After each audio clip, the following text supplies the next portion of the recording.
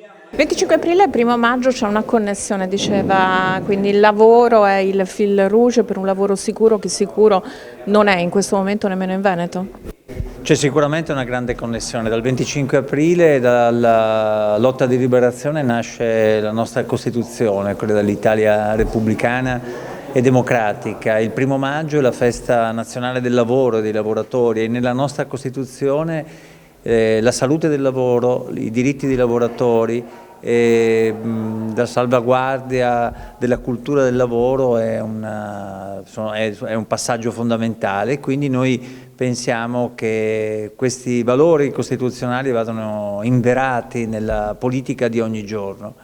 Oggi peraltro è la giornata mondiale della sicurezza sul lavoro e quindi abbiamo voluto lanciare questa campagna del Partito Democratico che parla di sicurezza a livello nazionale ma soprattutto a livello veneto. Noi siamo una regione nella quale il numero di morti è molto elevato ed è in aumento rispetto al 2022, una regione nella quale il numero degli infortuni, delle malattie del lavoro è elevato, riguarda maggiormente i giovani e le donne. Le Spisal oggi hanno un duplice problema, sia numerico, quindi mancano fisicamente gli ispettori che possono uscire, ma anche una questione di competenze, perché nel mondo del lavoro che cambia serve anche la costruzione di una professionalità che si aggiorna costantemente. Quindi sicuramente la vigilanza è il primo punto del nostro decalogo, ma vigilanza appunto deve fare rima con prevenzione. Gli ispettori non sono solo lì per dare multe, ma sono lì per costruire insieme alle organizzazioni sindacali e datoriali le condizioni per prevenire gli infortuni, le malattie professionali e addirittura i decessi